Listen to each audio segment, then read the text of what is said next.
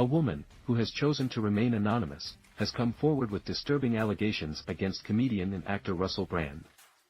The woman claimed that Brand pinned her down in his dressing room, insisting, "This is what you're here for," News.com has learned. She joins a growing list of people who have accused Brand of sexual assault, some of whom have described Brand as having a glazed look during their encounters. The woman detailed her experience, which dates back to 2008 when she was 21 years old. She recounted meeting Brand after one of his shows at London's Soho Theatre and then attending another performance in Chelsea a few weeks later, where she and a friend were invited upstairs for drinks. In the upstairs bar, she described an uncomfortable incident, saying, "As I went in, I stumbled, spilling my entire drink onto Russell's leather trousers. I was so embarrassed, but he leaned into me and said, 'Oh dear.' I remember him helping me up, but he was so close to me. It was really leery." According to her account to The Sun, Brand, then 33, asked for her phone number and later began requesting explicit photos.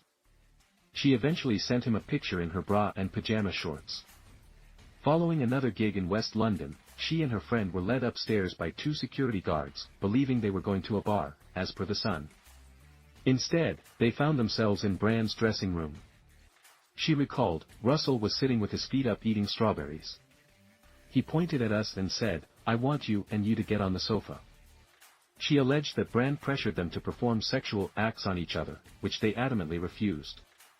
She added, "He was really persistent, saying, 'Come on, you're here now. Go on, do it, you know you want to do it, and this is what you're here for.'"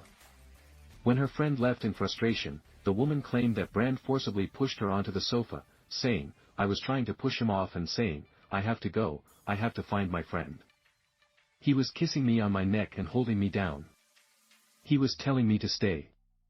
This went on for about 10 minutes or so until he stopped. Something in him switched, and he became very nasty, very fast. He started saying, 'Don't you know who I am? Why wouldn't you want to do this?'" She stated that Brand eventually told her to leave and later sent her an apology for being so persistent.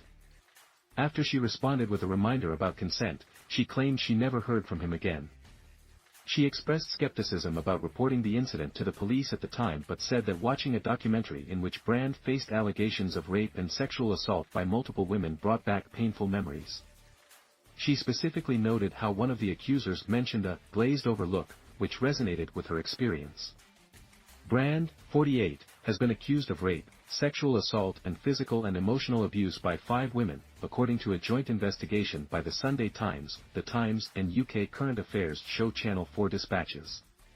The comedian has denied serious criminal allegations, but has yet to comment on this most recent allegation reported by The Sun. In a social media video on Friday, September 15, he said he absolutely refutes the claims, calling them extremely egregious and aggressive attacks. "I've received 2 extremely disturbing letters, or a letter and an email, one from a mainstream media TV company, one from a newspaper, listing a litany of extremely egregious and aggressive attacks," he said.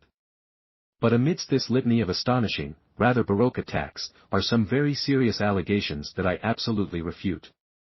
He continued, "These allegations pertain to the time when I was working in the mainstream, when I was in the newspapers all the time, when I was in the movies.